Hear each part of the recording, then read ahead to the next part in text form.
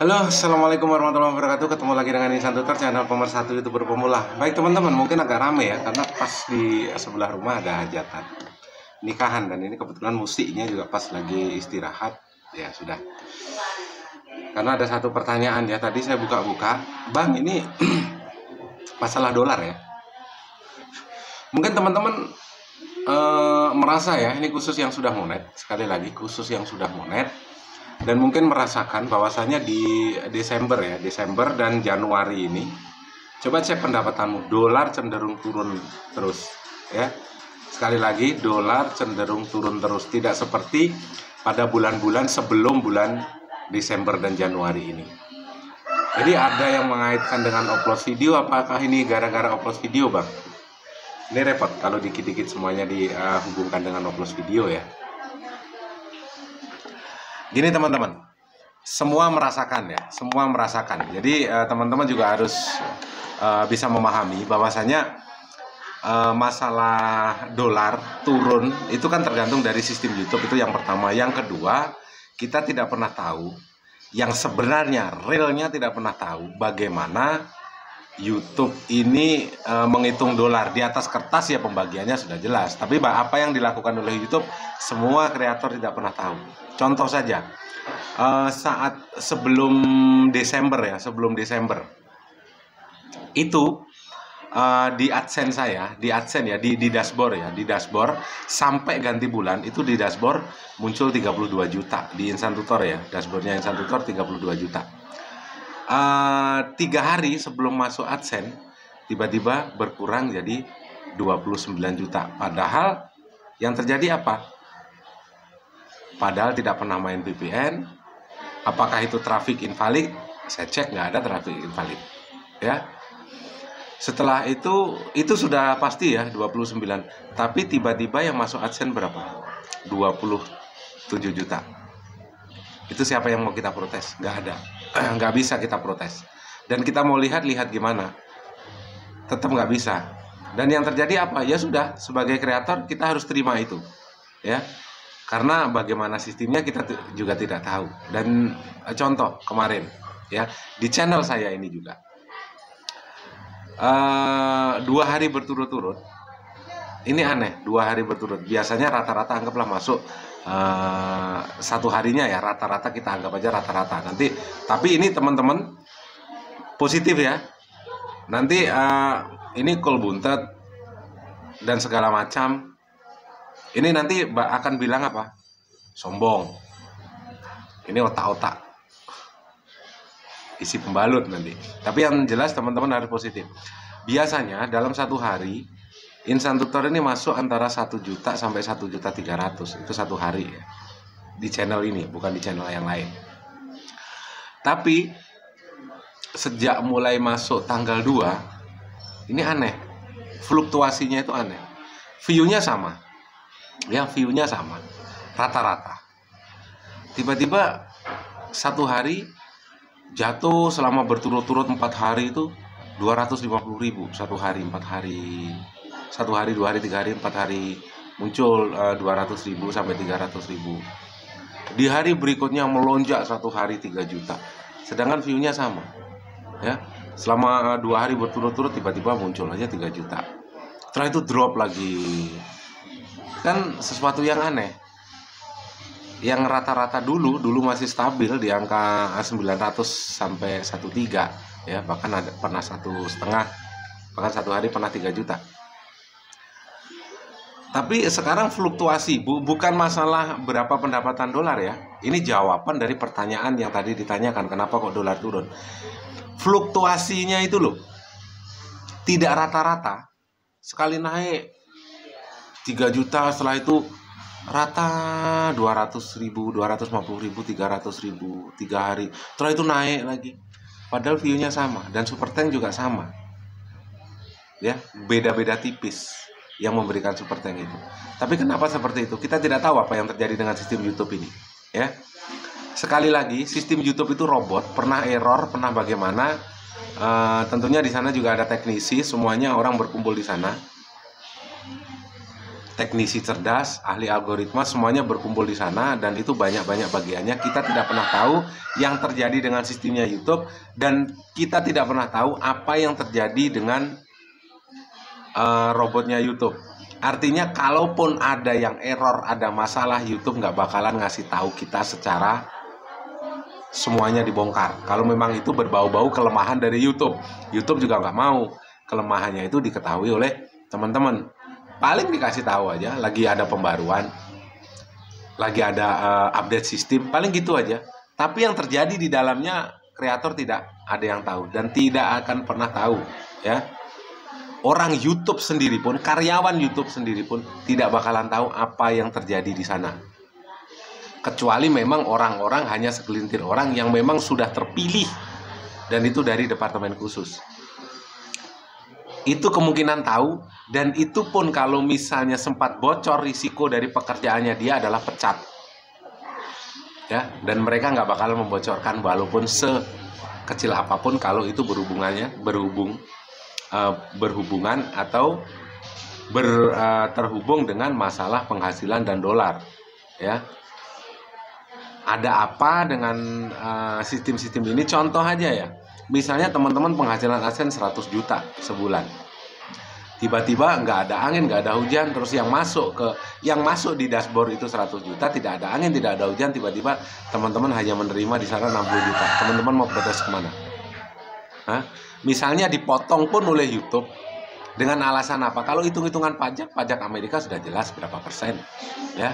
Terus tiba-tiba setelah dipotong pajak, terus dipotong lagi, disunat lagi oleh YouTube, misalnya 20 juta. Tahu nggak? Nggak bakalan tahu. YouTube itu sunatan massal juga, ya. Sunatan massal juga. Walaupun teman-teman jujur, walaupun mainnya biasa-biasa saja, tidak pernah main VPN, main jujur-jujur aja, kalau dolarmu disunat sama YouTube, kamu juga nggak bakalan tahu. Tapi hitung-hitungannya sudah jelas, itu di atas kertas, ya. Di atas kertas. Kalau ada orang yang ini tidak sesuai dengan YouTube juga punya rahasia perusahaan yang nggak bakalan dieksplor. Jelek-jelek gini bos, tua-tua gini, pernah juga kok bekerja di mana? Di perusahaan internasional, asal Kanada pernah juga, ya. Di BUMN nasional yang ngurusin masalah IT-nya juga bukan setahun 2 tahun Insan Tutor, ya. Yang berhubungan dengan komputerisasi, berhubungan dengan IT-nya, kalau ada bermasalah dan tergabung di sana, itu bukan hanya setahun 2 tahun. Yang jelas itu perusahaan perbankan, salah satu perusahaan perbankan dan salah satu BUMN terbesar di Indonesia. Makanya kita tahu apa yang dilakukan. Sekarang coba teman-teman ya, saya buka sedikit teman-teman. Ya, contoh, namanya Bank ABC, ya, Bank ABC. Bank ABC itu teman-teman, walaupun saldonya itu 100.000, itu bisa dihabiskan. Artinya saat teman-teman punya saldo di rekening tersebut, itu saldonya bisa teman-teman tarik sampai 0. Kecuali di bank yang lain harus minimal saldo yang ditinggalkan. Kalau kita mau narik duit kan 50.000, ya, aturannya 50.000 harus ada duit yang tersisa. Kalau 50.000 mau kita ambil, di situ akan muncul notifikasi saldo Anda tidak cukup. Tapi di salah satu bank ABC, ini saldo bisa sampai 0. Padahal aturan pemerintah sudah jelas, minimal saldo yang ditinggalkan harus ada, ya, untuk persiapan potongan pajak. Tapi kenapa Bank ABC ini bisa sampai 0? Teman-teman terkecoh di sana, ya. Itu yang tahu cuma IT, cuma yang berhubungan ke sana. Dan salah satunya Insan Tutor dulu, sekarang udah nggak usah dibahas, ya.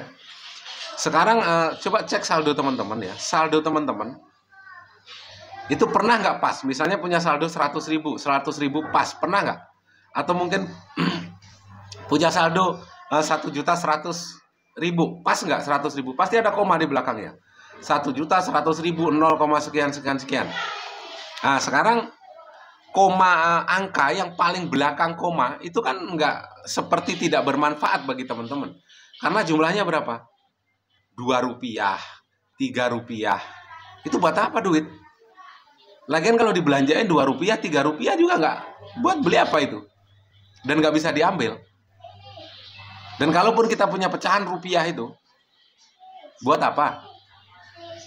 Sedangkan angka paling belakang yang berhubungan dengan rupiah, ya, yang berhubungan dengan rupiah, itu misalnya dari 0,3 rupiah, itu nanti di sana misalnya kita bikin 0,2 rupiah, sudah 1 rupiah, bos. Saldo teman-teman dipotong sekali narik duit, ya, di sekali narik di ATM. Ini misalnya seharusnya angka paling belakangnya sisa saldonya 0, sekian rupiah. Misalnya sisa saldo teman-teman masih ada 100.000,05 rupiah. Di situ misalnya teman-teman, mesin itu bicara 100.000 0,4 rupiah. Artinya saldo teman-teman hilang berapa? 1 rupiah. Itu teman-teman protes nggak bakalan protes, bos. 1 rupiah. Buat apa juga 1 rupiah? Dipermasalahkan. Mau diurus itu ke bank, bolak-balik. Duitnya hilang 1 rupiah. Itu kalau saldo ratusan ribu. Kalau saldo jutaan, angka paling belakang 0,4 rupiah, misalnya ternyata ganti 0,2 rupiah, itu teman-teman sadar nggak? Nggak bakalan sadar juga. Nggak bakalan sudi, nggak bakalan sadar. 2 rupiah buat apa? Mau dipermasalahkan, mau diurus dengan bank? Hah? Waktu. Hilang, duit saya hilang 0,2 rupiah. Saya mau lapor polisi. Hilang berapa, mas? 2 rupiah, pak, saldo saya di bank. Diurusin nggak itu sama polisi bikin laporan? Belum lagi ribetnya. Itu kalau saldo jutaan. Kalau saldo ratusan juta, hilang misalnya 100 rupiah, dipermasalahkan nggak?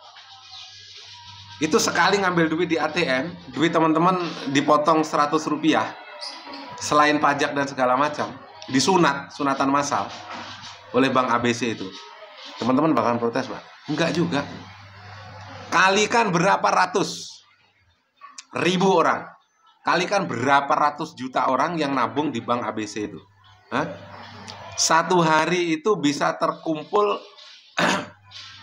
sampai 5-10 miliar, bos, gara-gara rupiah 0,1 rupiah itu dari transaksi dalam satu hari.